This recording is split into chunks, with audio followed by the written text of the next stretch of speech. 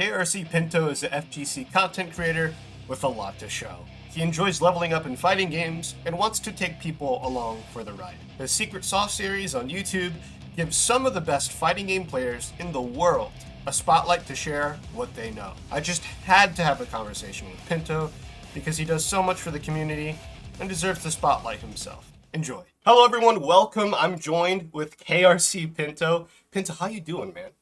Dude, I'm doing great. Honored to be on the podcast. This is super cool. I appreciate you having me. Hey, I appreciate your time as always. You know, FGC folk is always welcome here.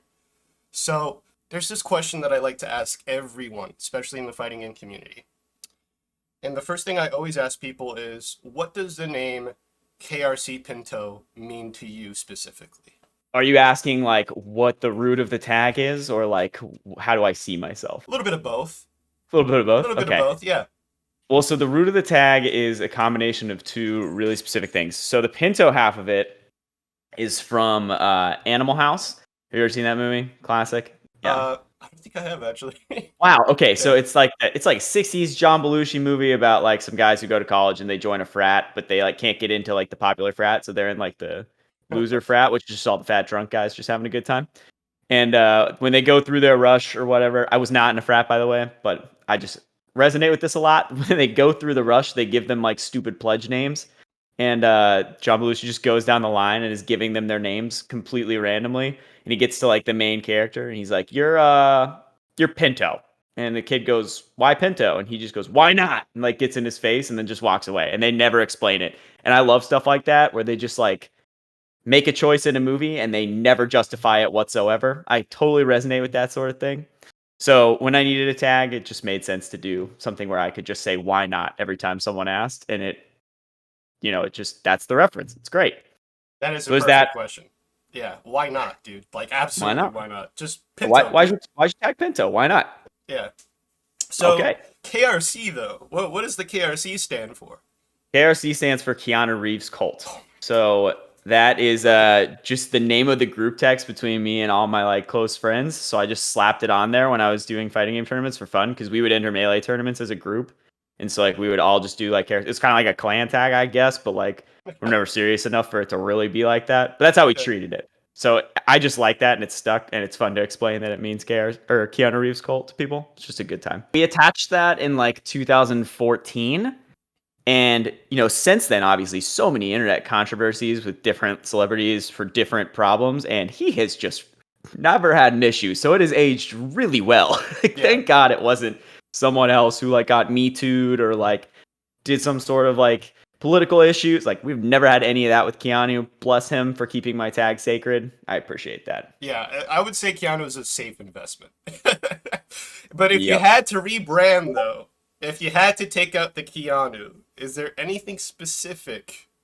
Would you switch? Would it be KFC Pinto? Maybe we get a sponsorship. Oh no, going? I don't like KFC at all. I can't stand KFC. Yeah. I find their food just not great. More That's not my Popeyes vibe. Guy. Yeah, definitely. I'll take a chicken sandwich over a bucket of chicken every day. Like that doesn't appeal to me. I don't know. The word bucket is just like so like tough, right? Yeah, like, it's like do I want Thanksgiving sides from a drive-through? Like I want that home cooked for the most part. Like I don't think I'm ever gonna get mashed potatoes from a fast food restaurant. Like it just seems like wrong. So no KFC. Maybe Kurt Russell, because he has the same initials, so I wouldn't have to actually change anything. Like that could be useful. I suppose you could cycle it depending on how you feel. Yeah. I generally like Kurt Russell as well. I think I could get away with that one. Kurt Russell's great. I'm here to talk about fighting games here today and your sort of relationship with them. So, for those of you that don't know, KRC Pinto does have a YouTube channel. All of those links will be in the description, of course. And you have a pretty extensive catalog, my friend, for only a year. I think you started May 4th, 2020, if I'm not mistaken. Yeah, that's like right on the dot. Good call. Yeah, and I do my research. And so just kind of take a step back and walk me through what that like content creation journey was for you. You want like the origin story? I would love that. Yeah, absolutely. Okay, so let's see. I've been going to tournaments and playing like versions of fighting games. I started with Melee, and then eventually moved into like Injustice 2 and Dragon Ball FighterZ. I've always been a casual. Like, so yeah, I'm a serial O2er. I love going to tournaments, talking to people. I lose the games, but I talk to them about why I lost. I have some fun. I learn something. It's what fighting games are all about, right? Absolutely. So I've TO'd for some locals before, and I always like found a local to go to just to have people to talk to it about, because my friends don't really like fighting games that much. So like I just always made myself involved. And I was living in Austin at the time, and I was going to the Dragon Ball FighterZ local like every week. I think I was going to 2 different ones a week too. Oh wow, yeah. Just yeah, having a blast. And then pandemic. I was like, okay, I don't know what to do now because I want to play fighting games and do this stuff. But like the thing that I get out of it is the social aspect. Like that's what really matters to me. I don't care that I'm like good or bad. I just have a good time and I like talking to people about this stuff. It's fun to nerd out. Absolutely. So I was like, I think I built a PC. I was like already in the process of that anyway. So I was like, well, I have this thing. Let's try making a video. And I stuck to what I knew, and I made a guide to team building with Super Broly first, I think. I'm pretty sure that was my first video. Yes. Just to experiment with it, learn some editing. And it was fun, and I was just making Super Broly videos for a little bit. And then how I got to where I am now is I was like, would be a cool idea. Like, I'm not that good of a player, so I should interview someone who's really good with Super Broly and like get their tips on it. So I hit up a god named Fleet, who he was in his like Dragon Ball Z height at the time. Yes. He's like very popular Broly player. He stepped away a little bit now, but like then he was the hotness was with Super Broly. He had just had his Dr. Blue video. They're like, this man's a Super Broly scientist, like that video. So he was all over the place. He was making great guides to the rejumps and stuff. And I messaged him on Twitter and I was like, hey dude, like, would you want to do this with me and like collab on a guide? And he was like, sure. And I didn't expect that. So I was like, shit, okay, I got to come up with some questions. And I like wrote out what is essentially the layout for Secret Sauce to this day. And I was like, I'm just going to call this video the Secret Sauce because like, he's like the dude for this character. Totally. So I just made this as a one-off, but I did it, put it up, like it got like relatively good reception for how small my channel was then. And I had so much fun talking to him about this stuff because, at the end of the day, again, I'm an O2er. Like I don't know the deep details of these characters. Like I'll know them, but I can't like explain them and teach somebody unless it's something I've drilled out a ton. So like the character knowledge that someone like that has is just, it's so much fun for me to hear it and like pry it out of them. So I was like, I'm going to try this again. And I started looking into more Dragon Ball specialists, and that has just snowballed into now we're doing like multiple games. I've interviewed full-blown professional players multiple times. It's just been a great time. Congrats, by the way. Yeah. It's incredible the guests you have on your channel. You deserve more subscribers. I'm going to keep it about 50 with you, dude. Just the amount of the quality is there, and the run length. Some of these Secret Sauce episodes go on for a while, right? They go on for like 30, maybe 45 minutes, depending on the episode.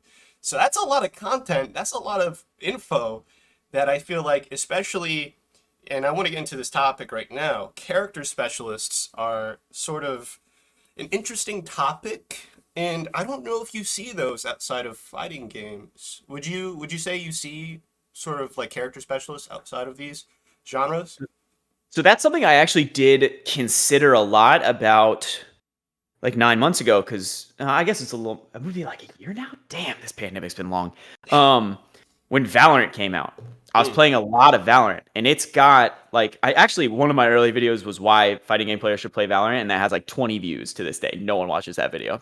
People don't agree, I guess, but it has like, there's this new kind of shooter coming out that started with Overwatch, and it's like, come into Apex and now Valorant, where they make character archetypes for these games. And like you specialize in an archetype and you have to decide which kit fits you best within that archetype, right? So it has a lot of fighting game DNA in it, in the way those shooters are evolving. So I actually do think that there would be room to exit fighting games. But the problem is that like, those games, that there's not as much ability for someone to display the tech like the same way. Like there's like a practice mode, and like, let's take Valorant. Someone like, there's plenty of people who go on and show you like a bunch of one-way smokes with Omen, right? You can show that kind of stuff. But like, I don't think it's been tapped into like how that stuff goes deeper a little bit. And there's always more elements because there's the guns at the same time too that are like, you have to buy whichever gun you're using, and you might specialize in one or the other. Like, what's best for your agent, things like that. I think there's space for an interview show around character specialists to erupt in that genre moving forward. But I don't know if I'm the guy to do it because I do really like the fighting game elements because they're so interactional, and like the shooter ones, it's hard to narrow down what I want to ask them because I can't necessarily hone in on a general topic. Like, the nice thing about the fighting game interviews is I can always say, what did your character do in neutral? Like, no matter what interview, what game, whatever it is, I can say, what's your approach to neutral? And I get a cool answer, and then we can like snowball from there. And that doesn't really necessarily apply to shooters the same way. Yeah. So Yeah, I could totally see that not applying to shooters. I feel like yeah, that's very interesting. Instead of like neutral, for shooters, it would be more of a set play thing. You're setting the stage for this battle that is about to happen. And that's actually really interesting to kind of like dig into a bit. Character specialists and shooters might be the new wave. A lot of these hero-based shooters, like you said, Apex and Valorant, that's definitely the new wave. So I'm excited to see that kind of evolve more as you see some reflection too. Like, a great example in Valorant was like early Valorant. I don't know, how familiar are you with Valorant and characters and all that? Yeah. Vaguely? Okay, so you know who Viper is in Yes. Valorant? She does the poison walls and stuff. So early Valorant, everyone considered Viper super weak. They were like, she's trash. But a lot of people were like, she has some cool tools. I'm gonna dig in on it. So picture, like, this is the Napa of Valorant. Like, there's all this crazy stuff you can do, but you have to work your ass off to learn this stuff. Like, you can do a Cybermen reset, but can you consistently do that? Like, she had similar things with her wall where it's like, I can line this up with that and put this here and it falls perfectly in this spot, and it's going to give me like 3 ways to cut off their line of sight. But you have to know exactly where to stand, what cloud to aim at, what pixel of that cloud, and like which click, and you got to jump first. So you have to like memorize all these details, right? Yeah. There were people who did that.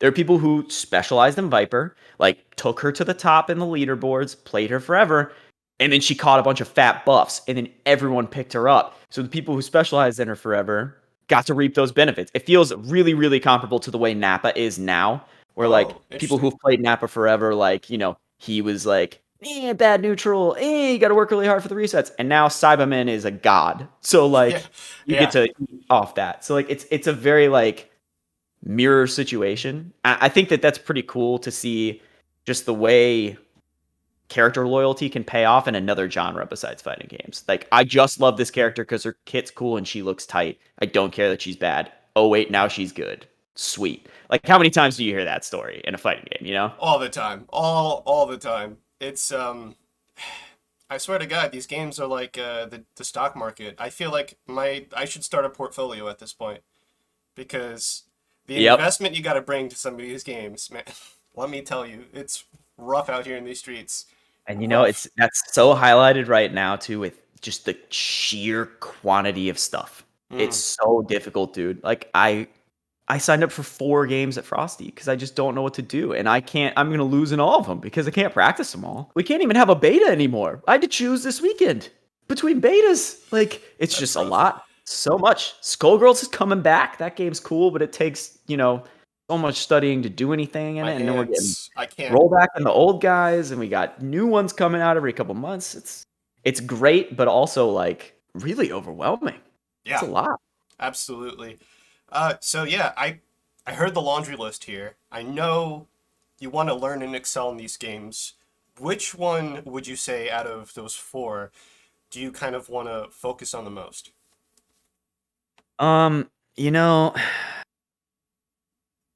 That's a really hard question. So what I'm signed up for Frosty is, I think some of them are pretty Frosty specific. Like, I signed up for Plus R. Yes. I love Guilty Gear Plus R. It will never be my main game because that's one of those games where you're just way behind the curve, and it has to be like your only thing that you're studying and practicing, and you have a long way to go. I love it, and I'll always play it, but it'll never be like my primary focus, right? I signed up for BBCF. It just got rollback. I was riding the high.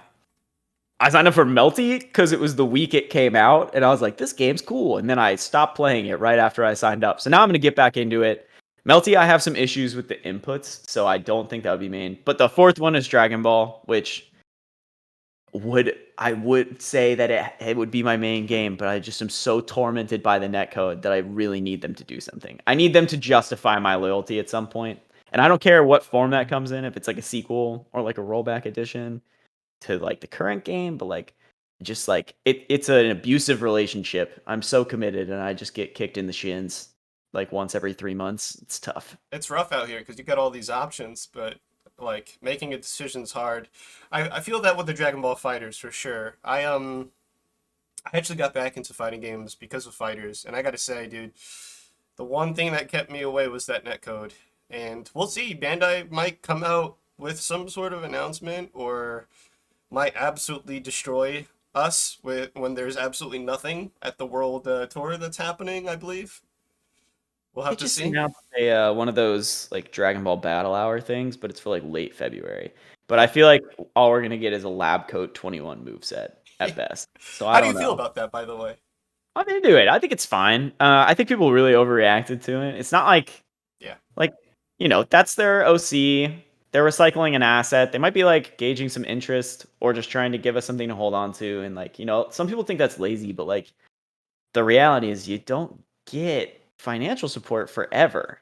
Like I know a lot of people want more characters and stuff, but like really I'd rather them be like on the sly working on a new game and just doing this to keep interest up. Like I can live with this as a marketing play if it pays off big down the line. I don't need another season of characters to be happy. In fact, I would rather that they focus on the characters they have because I think some of them could use some smaller 5Ms, but I have a feeling I think you know what you're talking about. Do yeah. they have blue hair? Don't they all? Yeah, yeah, true, true. That's not really winding it down now, is it? But Yeah. yeah, There's love to be had in this game, and I don't think that it's. I think they can leave it be and do a new thing that's like got the updates we really need. Those updates being better netcode, a broader stage selection. No glacier is just ridiculous. Give me the glacier. And, some renewed support. I'm also in the camp that I wouldn't mind if they did a new IP to keep it fresh. Like if we got Naruto Fighters or One Piece Fighters or whatever, but they kept the same spirit of the game. Like, it's a 3v3 Marvel vs. Capcom style. It like is true to the mechanics of whichever anime it is. Like that wouldn't bother me at all. I think that would be really interesting to keep it fresh. But yeah, I don't need Raditz. Like it'd be cool, but I don't need him. Like I'm gonna be fine. I was in So like three 5.21. episodes.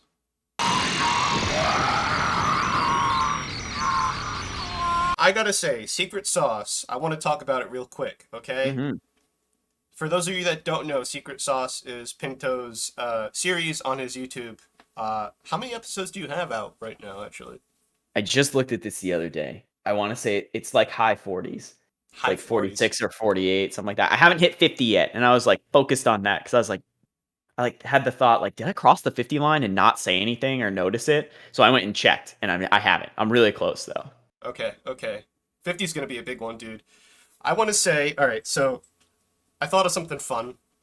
I feel like it would be fun to ask you for an elevator pitch just for the Secret Sauce series. So, like, in one or two sentences, just tell the audience what exactly can you expect from Secret Sauce? Oh, the player who knows absolutely everything about their character explaining it to you as best they can. Absolutely. Absolutely. And let me tell you, he's got some heavy hitters on there. I've seen Kizzy Daru recently, which was very eye-opening because I've had a lot of trouble with the Eno matchup, so very cool to That see. one, that one was so interesting to do. Like those international episodes are hard. Like the other one would be Silver Blades, where because I hire a translator, I always ask them if they know someone who they trust to translate, and then I hire that person to translate for us while we interview. So what you don't see in those episodes is all the stuff I cut out because I ask a question, the translator translates it, the person asks the question, and then the person who I'm interviewing answers, and then they translate the answer back to me, which is what you see as the subtitles. So there's a lot of like empty space between us talking, and I'm always nervous that those episodes are going to look shitty when they're cut together, but they tend to like work out all right. Like it's Yeah. not super noticeable that I'm like just like this for like half the time, Yeah, or like when you jump cut like this, and then you all of a sudden you're like up in your chair like this.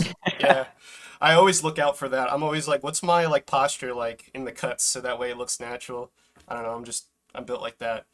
But yeah, so the content you do sort of leans towards the educational side of the FGC. Is that fair to say? Yes. Arguably, that's probably some of the most important content in this scene. So first of all, thanks. But I feel like this is a good opportunity to talk about what tools, learning tools specifically, in fighting games you think need to exist in the future. Uh, I This is interesting because I just was on Twitter before this, and Dr. Blue was just tweeting about this. That's my dude. Shout out Dr. Blue.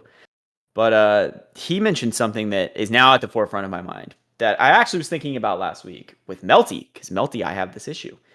Something that was done in Melee, and I've never seen it done in any other game, is the ability to slow down like the frames of what's happening, right? So in Melee, you have to learn how to wave dash. This was not their intention when they made the game, but the easiest way to do it is to go into training mode, slow it to like a third speed, and like learn to do those inputs in sequence. And when you can do it in slow-mo, you take it up a speed, and then you do it a little bit faster. And like slowly over time, you learn how to jump and then air dash straight into the ground like really fluidly, and then you can play Melee because you literally can't play Melee until you learn how to do that. So the slowing down is great. And I was thinking about this with Melty the other day because my primary issue with that game is I mash out combos because I'm a scrub. In other games, this does not matter. Like when I play Dragon Ball, I can double tap square and I just get light. And then like Yeah. when I switch to medium, it's like, oh, I'm not a dumbass. You want a light medium. It's like, great, thanks, game, for letting me just jam on these buttons in the correct order, but not the correct amount. I love that. Melty doesn't do that. If you hit that shit more than once, you're in auto combo, and there's no way out of auto combo, and you like scale your damage. And it's really frustrating because the buffer window for the inputs is really, really small. Like it's not like I can press, wait a second, and press, which like I could slow it down and learn it that way. But the game doesn't recognize those inputs. It like finishes out the move, takes a break, and then does the next move as opposed to comboing them. So you have to be fast and like press accurate, which is a very hard thing to do. Especially when you hit confirming, I believe, right? Like just being Yeah. able to go, oh, he's blocking. I should do a block string instead of like a my combo. Yeah, big difference, right? And like the Mm, hit stun in that game isn't long enough for you to like eyeball it. At least I play Akiha and like her moves don't really have that. Like mm, as far as I can tell. This might just be a skill gap thing. Someone who plays the game on a higher level might debate this, but for me it feels like I just have to kind of guess. And right. I'm more likely than not I'm going to double tap a button and end up in auto combo because that it triggers from every single button in the game. It's not like it's tied to light or medium. As soon as you like you can do light, medium, down medium, heavy. And if you double tap heavy that time, it puts you into auto combo and starts prorating. So it's tough. But if you could slow it down the way you could in melee training mode, you could get used to these sequences where you're just pushing the right amount and like ease yourself into it. So I've been thinking about that. I think that's something that should happen. I agree with Blue on that. Much credit to him for bringing this up. Other thing I hate, it's seemingly taken away. Like bring me back the frame data. Why like Strive taking away the frame data? It was Thank so you. and everyone was like, don't be a scrub, just like do the jump What? thing. I'm like, I don't want to do that. I just want to read it. Like I get it. Like, you know, we had to work hard for our frame data in third strike, so you should have to work hard for your frame data and Guilty Gear Strive, you dumb like newbie. Like, I understand the thought. Like, I should be able to experiment with that myself. I know how to do it. You hit them, you set them to jump when they're done blocking. You jump. Whoever jumps first is the one that's like in a better frame state. Like, whatever.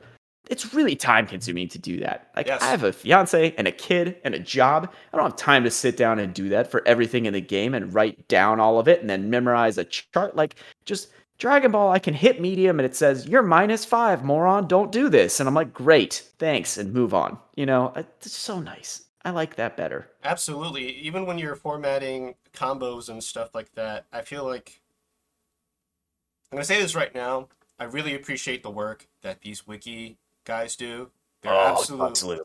absolute monsters. But I shouldn't have to go to Dustloop to figure out how to do a B&B or like how to do certain things. Like I should be able to pause, see that the move is -5, either in the pause menu or in training mode, and go, okay, What are my options out of this? Just being able to see the frame data. I don't think anyone is going to complain if your frame data is in your pause menu, right? Right. So, yeah, I absolutely agree with you. I feel like all of these tools should be in the game. I think that there's a lot to be said for how like a pause menu move list treats the player. And I think that's something Strive actually mostly does right. Like with the move descriptions, like this move is for this. Like that's a great thing. Like some moves are not intuitive. And like having Absolutely. a special move description that tells you like how it's used, like those kinds of things matter. Like something like, say you're playing like Dragon Ball and you have a special move. Like say someone who's never played a fighting game picks up Z Broly, right? And they like search the special move list to learn something. It says quarter circle back, gigantic claw. I'm like, okay. And I do that full screen and nothing happens. I'm like, Right. okay. Are you, as a casual person who doesn't intend on playing this game very seriously at all, going to take the time to figure out that grabs somebody when you're close? Are you going to take the time to figure out that it will only grab them if they're not currently in block stun? So you can't like combo a block string into the grab. You have to give it a second for them to like ease out of the block stun to grab it. Like, will they figure those things out intuitively? The answer is probably no. Like, I know there's like in parry characters, similarly, like, oh, they just stand still. That's stupid. Like, you have to like give, like, it's just, you don't have to, but it's really nice to just tell people what the thing does. And like Yes. Strive's really good about that. But the game that actually has the best pause screen special menu is Mortal Kombat 11 because it goes through every single normal, every single string, all the frame data for them and what they do for every single move in the entire list. And like not everyone's going to read all that, but some of us are going to read all that. And like sometimes you'll stumble upon it. And like that stuff's really, really nice to just have present. Like, I can do this and I'm +2. Great. And like then you kind of get to structure your offense without having to do all this research. Like, big part of MK is like, I gotta hit confirm this string. There's 2 variant ways to end this string. So I can like finish it the safe way on block. If they block this like second hit so that I can kind of get out of there, or like if I hit them, I can go into the comboable version that has a bounce and I can special move. Like that stuff is all just so nice. It skips such a long step and lets you get to the fun part of the labbing, which is structuring and Yeah. combos and things like that. And like that's what people want to do.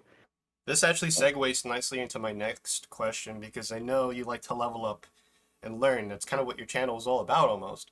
So I was curious as to what does Pinto do? What does KRC Pinto do when you're loading up a new game for the first time? What are the first steps that you kind of take in order to learn a game? So first time I go straight to the tutorial so that Mm, I can see all the mechanics and then not remember them after I'm done. But I at least need to see them. right. Get a gist. Like I'll pick up like one mechanic out of it that I'll remember and like that'll be basically it, right? Because you just don't get all that stuff first pass. But I'll do the whole thing. I'll feel it out like okay, what's each button? What's the basic defense? Like I'll do all that stuff. Put the 30 minutes in, be done with the tutorial. And the next thing I do is I look at all the characters if I haven't already. I decide which one I think looks the coolest if I haven't seen their moves or which one both looks the coolest and does what I like a character to do if I have seen their moves. And then I do, if they have combo missions, that's the first thing I do. And I go start trying to do combo missions. And I get a feel for what their links feel like. And then when I've gone as far as I can in the combo missions until I hit the point where, like, okay, I can't do it anymore and I'm getting frustrated, let's do something else. Then I just go online and then I lose a lot and try to figure out why I'm losing. And then I just like slowly go from there until I hit my nice little sweet spot of being average at the game. It's perfect, dude. Yeah, Yeah. I borrow this rule from Dungeons and Dragons. I don't know if you play, but the rule of cool is true. Just gotta pick who looks cool. Like that's the Yeah. number one thing for me. That's Is that's the best place to start to me. Like, a lot of people will debate that like the simpler character is the best place to start because you can take them the furthest early on. And like I agree there's like merit to that. Like taking the Shoto into the game and like totally. using them to learn the mechanics because you generally know what they'll do. You'll have your DP and your fireball and your normals. And like you can just play the game that way. It doesn't really change game to game. And it lets you learn the mechanics. But I don't feel engaged doing that. I feel engaged when I have some crazy ass character. Like picking up Zato and Strive off rip. I was like, I don't know how to do anything. And it's like, that was fun. I like got to feel so in control as I learned how to like move Eddie around and use him properly and like Totally. unsummon. Like there's like those pieces coming together feel really meaningful to me. And then like the base mechanics of the game kind of fall into place as you do that other stuff. Yeah. Because like I think complex characters too like kind of force you to learn how to work around that stuff rather than like learn how to use it yourself, which I think is an interesting like element. Like with Eddie, I had to like learn how to deal with YRC and Yes. burst because he goes away. So like I was thinking about the opponent doing those things before I was thinking about myself doing those things, and that kind of eased me into doing them too. Like, oh, they do this against me, so I can probably do this against someone else. This is like very detailed, specific way to play No, a this fighting is game. But great yeah, because yeah, when you think about it, you're taking more of a character-driven approach hmm to the game than more of a systematic approach, right? Using system mechanics. If you're using to Strive for an example, I'm a Zato player as well, and I agree. Like I learned Zato, I didn't learn Strive. And yeah. then when I started playing Kai, I was like, oh, there's an RC mechanic. That's cool. I should probably use that. That's super interesting to hear that, you're also sort of like this character-driven learning process. I can Yeah. find a lot of similarities with myself in that. So that's cool. Well, one of the cool things about fighting games as a whole to me is the like everyone gets something different out of it. You know, Yes. there's so many people who there's people who just like the concept of like how long can I chain this combo together? Like someone like Talios, who's like Beerus combo god, right? Like Yeah. every game he plays, he goes and makes psycho combos really fast. He had some crazy Dragon Knight stuff in DNF Duel last weekend. That was only out for 3 days. Yeah. So like, you know, like that kind of person, like that's where they get value. Like who's going to give me the coolest combo system that I can mess with, like the tightest links. Like that's one way people love it. Some people just love to win. Like you'll get your like your Nitro, who's just going to pick the strongest characters and just UI takes pleasure in 21 making you suffer. and Boo. Yeah, Yeah. like you it's like that dude just loves to feel like he is controlling the game and he is great at it and he structures how he plays around that, which you see a lot in the competitives. But for me, the thing I find joy in from fighting games is just the characters. Like, how sick are they? What are the mechanics? Like, I can't play a game with dry characters. It doesn't like feel good to me. Like, I won't do it. It could be the most mechanically cool game ever, but if it's like 10 Ryus, I'm out, man. Like, this Yeah. just not. I can't do it. I don't really play like older Street Fighter games super a lot because like I feel that way sometimes. Like Street Fighter 2, I feel that way. Like Yeah. I'm not like in love with any of the characters. But then when you get to Street Fighter 3, like Third Strike, like Ibuki's in the game and she's sick. And like someone weird like 12's in the game. It's like, what's that guy doing? I don't know. Yeah. And I really gravitate to Arxis fighters because of this, because they're so just like wild. Like the Mhm. characters are just wild. Blaze Blue is just like, current example because everyone's exploring Central Fiction right now because of the rollback. Holy shit, his characters in that game are just all over the place. Like Yes. you cannot learn one and move to another like the way you can in Dragon Ball. Like it doesn't work like that. I know you like to climb the ranks when it comes to like fighting games and stuff like that, but I heard you also like climbing as a sport. I do, yeah. So I was curious what difficulty I would say the courses that you do. Are you like a class 3 or 4, or are you like more into like the fives?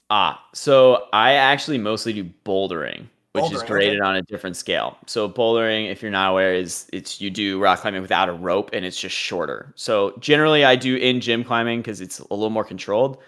I do it outside too, but like just less. I live in Florida right now, so really not an option at the moment Yeah. anyway. When I was living in Austin, I'd go outside like maybe once a month and go climb outside. But yeah, it's I climb bouldering's on a V scale, so it's a little different. It's just, that doesn't mean anything. It's just graded V0, V1, V2 up to like I think 16's the hardest that anyone's ever done in the world. A gym will go up to like 8. Like that's pretty Okay. normal. Okay, yeah. Outside rocks are significantly harder than inside rocks because they're not controlled.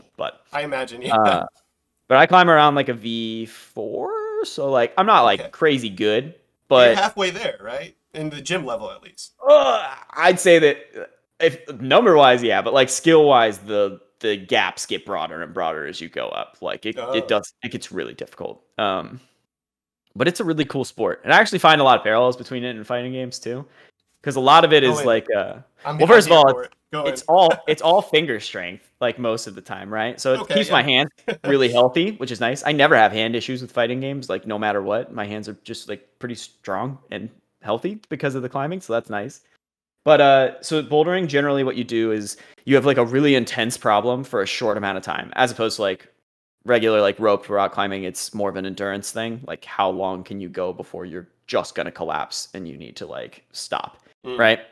So bouldering, mostly the way a session will go is you'll go in, you'll warm up on some low level stuff, and then when you get to kind of like your problems that are around your upper limit, you start doing a thing called projecting, right?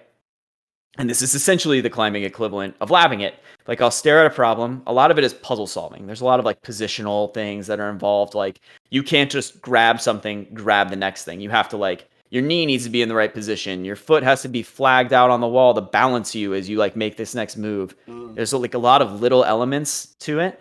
And you essentially spend your time projecting something at the other limit, like the upper limit of what you can do. So you'll sit there and you'll try it and you'll be like, that didn't work. So I need to like try this different position and maybe that'll help me grab this. Like, okay, that worked, but I couldn't make the next move. So like, what do I need to do? How do I need to shift my feet? Like, am I holding this the right way? Should I shift my hands to something else before I move up? Like, there's all these little micro adjustments you make. And it feels exactly like when you're labbing counterplay to something. It's really, really, really comparable mentally. And it like kind of ingrains a lot of like patience in me with myself when I can't do something. Because, you know, it's hard with fighting games when you can't do something right away because it just feels so mental block when sometimes it is just physical or like muscle memory. But with climbing, it's really physical a lot of the time. Right. So there's a it's sense of like easier for urgency me to, almost, right? When yeah, it comes to yeah, it. it's hard. Like sometimes the thing is you need to like pause where you're at, like take your eyes off, find the next foot, and then like hold steady enough to move yourself into that next position. And you just like when you're in the middle of it, you're just so tense that you can't think to look for that other thing. So like there's these little patience bits to it as you especially as you get into the harder stuff because everything gets really, really precise like the further you go in difficulty. And I think that translates really well to how you practice and learn fighting games. Like I think there's a lot to be said for like those two hobbies in unison because there is just like a lot of crossover between, you know, the way you approach a problem and your patience with overcoming that problem and like learning to deal with it. And then those things become applicable. You know, there's a really, really common move in rock climbing called a heel hook where what you do is essentially if you don't have a good foot spot or you need to hold yourself steady, you put your foot around something and the shoes always have like a patch of rubber in the heel and you essentially lock yourself in with your heel. You pull back on it so you can hold yourself steady and take your hands off, right? Right. And like Okay. that's like a level up move. When you learn to like identify where you can heel hook and learn to do them properly, it bumps you up a grade or two. Like it becomes essential at higher levels. You have to do it a lot. So it's essentially like learning how to reflect in Dragon Ball Fighters. Like once you like, this piece of the puzzle has fallen into place. I know when to reflect in a string. You are now like automatically X better because you've learned to do this. But you have to learn to do it and you have to like put it into practice and identify when to do it. So like there's just a lot of little pieces that are really, really similar, which is I find pretty cool. That is awesome. That is super cool. Thank you for sharing that with me. I think that's I always find it super interesting when you start applying outside stuff except for video games to fighting games. I feel like for some reason there's always some sort of crossover. What that says about fighting games, who knows? It's the best genre for a reason. Said it here first, folks. All right, so this is what we're going to do next. Ready? We're going to do a lightning round. I'm going to ask you 3 questions really quickly. All right? Mm-hmm. So, what conversations should we be having in the FGC right now? Ooh, oh God. First I'm thing not that going comes to very mind. lightning on this. Yeah, I know. Jeez. I think welcoming content. I don't think most content is welcoming to new players, and I think that holds the scene back. Awesome. Favorite Secret Sauce episode? Favorite to watch or favorite to make? How about both? Okay. Favorite to watch back? At the moment, probably Daruino. I'm really, really proud of that one, and it's like performed really well. Favorite to make? Probably Janimble with Shad. That one was. I mean, my jaw was on the floor like half the episode. That dude is so smart. It's crazy. Awesome. And last but most important question, if Broly had a favorite ice cream flavor, what would it be? Mint chocolate chip reminds him of his big green friend from that planet that he was stuck on, and I'm just forgetting proper nouns for things apparently, but you get what I'm saying. Yeah, I could see that. He would definitely pick the Ba chocolate chips Ba out, is though. the monster's name. Ba on Vampa. There we go. I got Yeah, there. yeah. But that's it. KRC Pinto, that's all the questions I had for you today. First of all, again, thanks for coming on. Really appreciate it. Why don't you tell the folks back home what exactly can you expect from the future, and as well as where can we follow you and check you out? Yeah. So, okay, first of all, you can find me at KRC Pinto on pretty much everything, but particularly I'm active on Twitter. I love a conversation. Feel free to talk to me. I'm on TikTok. I post those sometimes. I'm not very good at it, but I'm working on it. It's fun. Um, and then obviously on YouTube, I am KRC Pinto. That is the channel name. You can just search that and I'll come up. All one word, no space between KRC and Pinto. As for the future, Secret Sauce, always going to be a thing. We're going to start doing Central Fiction episodes. That's around the corner, so that's pretty cool. And I'm working on some new series ideas. I need to branch out a little bit. I'm feeling a little stale lately, so expect some shakeups down the line. Maybe something different. Still in the same spirit though. I want to like help people get better at fighting games who might not, you know, care about being a pro. Just someone who wants to get a little bit better. I'm going to try and teach you ways to get a little bit better. That's the niche I want to sit in. Well said. Well said. Hi, everyone. This is Lumi from the future. I just wanted to say really quickly, Merry Christmas. I suppose this is my present to all of you, so you're welcome. But on a serious note, though, if you enjoy the interview, please feel free to subscribe or like. And if there's any particular guest you'd like me to have on the show later, please let me know in the comments below. Take care and happy holidays.